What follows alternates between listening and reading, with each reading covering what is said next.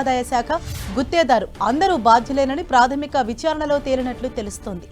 IAS అధికారి సురేష్ కుమార్ ఆధ్వర్యంలో ప్రభుత్వం ఏర్పాటు చేసిన త్రిసభ్య కమిటీ విచారణలో విస్తుగొలిపే నిజాలు వెలుగులోకి వచ్చాయి. చందనోత్సవ వేళ 1,50,000 మంది భక్తులు వచ్చే ఈ ఆలయంలో పైనుంచి కింది వరకు సంబంధిత శాఖల అధికారులందరూ పూర్తిగా బాధ్యతారాహిత్యంతో వ్యవహరించినట్లు తేలింది. తప్పును ఒకరిపై ఒకరు తోసుకుంటున్నట్లు కమిటీ నిర్ధారించింది. తమ బాధ్యత లేదని తప్పించుకునేలా వాదనలు వినిపిస్తున్నారని అభిప్రాయపడింది.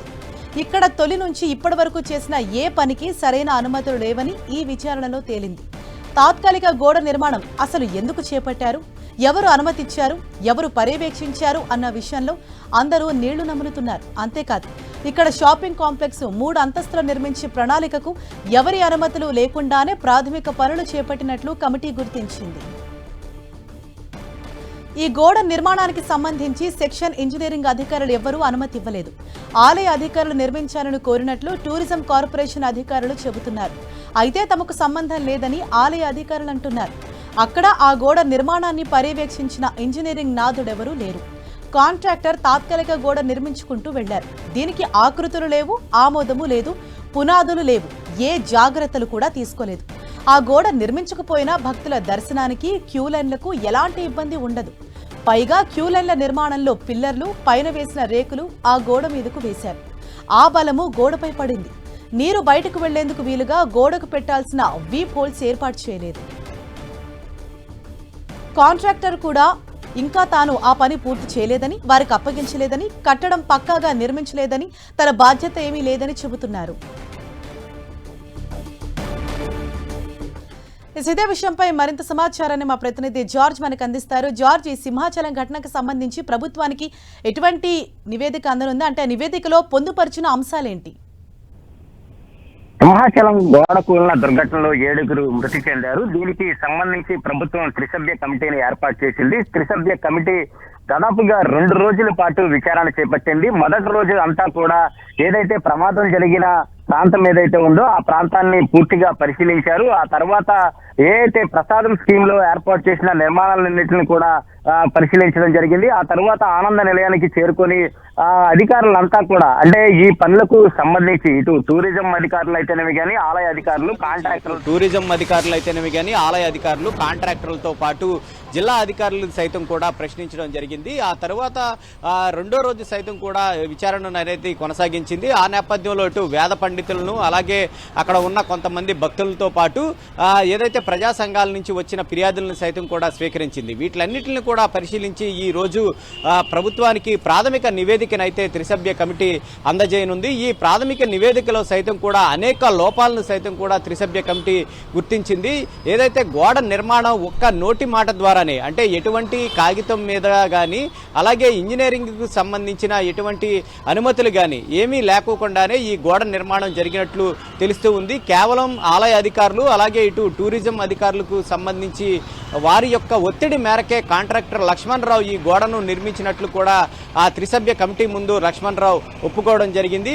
అంతేకాకుండా ఈ ప్రసాదం స్కీమ్ లో భాగంగా చూసుకున్నట్లయితే కనుక 54 కోట్లు డిసెంబర్లోనే 2023లో మంజూరయ్యాయి. అప్పటి నుంచి కూడా ఏడాది కాలంలోగా వాటిని పూర్తి చేయాలి, అంటే వాటిలన్నింటినీ కూడా ఒక టార్గెట్ పెట్టారు. ఆగస్టు 24 లోపు వాటిలన్నిటి పనులను సైతం కూడా పూర్తి చేయాలని టార్గెట్ పెట్టినప్పటికీ కూడా నత్తనడకన ఇంకా పనులు అనేవి కొనసాగుతూనే ఉన్నాయి. కేవలం ఈ గోడ మాత్రమే కాకుండా కొన్ని నిర్మాణాలు సైతం కూడా అసంపూర్తిగానే వీటిని పూర్తి చేసినట్లు గుర్తించారు. అంతేకాకుండా ఎటువంటి అనుమతులు లేకోకుండా ఇటు ఇంజనీరింగ్ పర్యవేక్షణ లేకోకుండా కూడా సింహాచలంలో పలు నిర్మాణాలు కూడా చేపట్టినట్లు త్రిసభ్య కమిటీ గుర్తించడం జరిగింది.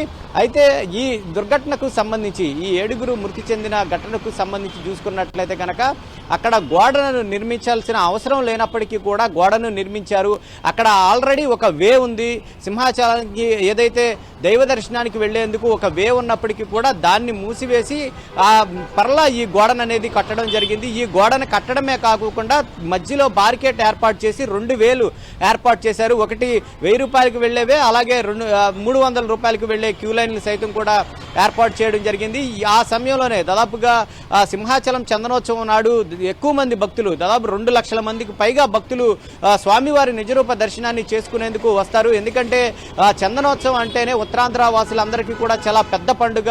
సంవత్సరం అంతా కూడా చందనంతో కప్పబడి ఆ రోజు మాత్రమే స్వామివారు నిజరూప దర్శనాన్ని ఇస్తారు. ఆ నిజరూప దర్శనం చేసుకునేందుకు భక్తులు ఏడాది కాలం అంతా కూడా ఎదురు చూస్తూ ఉంటారు. ఆ దర్శనం అనేది 3 గంటల నుంచి ప్రారంభం అవుతున్నప్పటికీ ఆ ముందు రోజు రాత్రే అక్కడికి చేరుకొని పడిగాపులు కాస్తారు. అంత ప్రాశస్త్యత ఈ చందనోత్సవానికి ఉంది. ఈ నేపథ్యంలోనే అనేక మంది భక్తులు సైతం కూడా 300 క్యూ లైన్లో వేచి ఉన్నారు. ఆ సమయంలో ఒక్కసారిగా ఆ ఈదురుగాలులు అనేవి దాదాపుగా 2:30 ప్రాంతం నుంచి 3 గంటల వరకు కూడా ఈదురుగాలితో కూడిన భారీ వర్షం అనేది కురియడం జరిగింది. ఆ కురిసిన ప్రాంతంలో చూసుకున్నట్లయితే కనుక ఈ ఎండాకాలం కావడంతో చలువు పందిళ్లను ఏర్పాటు చేశారు. ఆ చలువు పందిళ్లు సైతం కూడా ఆ గోడ వద్ద పోల్స్ని సైతం కూడా తవ్వడం జరిగింది. ఈ నేపథ్యంలో అటు వాటర్ వెళ్లేందుకు ఎటు వీలు లేకుండా ప్రెజర్ అంతా కూడా, అంటే ఈ వర్షం కురిసిన ప్రెజర్ అంతా కూడా, ఆ వాటర్ ప్రెజర్ అంతా కూడా గోడ మీద పడింది. ఒక్కసారిగా ఆ గోడ కూలిపోవడంతో ఆ దుర్ఘటనలో దాదాపుగా 7 మంది కూడా మృతి చెందారు, ఒకళ్ళు గాయాలు పాలయ్యారు. అయితే ఈ ఘటనకు సంబంధించి పూర్తి విచారణ అయితే త్రిసభ్య కమిటీ చేసింది. ఇటు టూరిజం అధికారులు, అలాగే ఇంజనీరింగ్ పర్యవేక్షణ లోపం, ఆలయ అధికారుల నిర్లక్ష్యం, అలాగే కాంట్రాక్టర్ల యొక్క నిర్లక్ష్యం కూడా గుర్తించడం జరిగింది. అయితే ఈ ఘటనకు సంబంధించి విచారణలో భాగంగా ఎవరికి వారే తప్పించుకునే ప్రయత్నం అయితే చేస్తూ ఉన్నారు. మాకు సంబంధం లేదంటే మాకు సంబంధం లేదంటూ కూడా అధికారులు తప్పించుకునే ప్రయత్నం చేస్తూ ఉన్నప్పటికీ ప్రస్తుతానికి ప్రాథమిక నివేదికను ప్రభుత్వానికి అందజేయనుంది. ప్రాథమిక నివేదిక అందజేసిన తరువాత మరలా కూడా ఒక భక్తులందరితో కూడా ఒక నివేదికను సైతం కూడా సిద్ధం చేసేందుకు అధికారులు అయితే ఏర్పాటు చేశారు.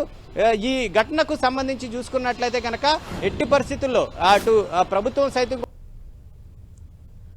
Okay right, thank you George.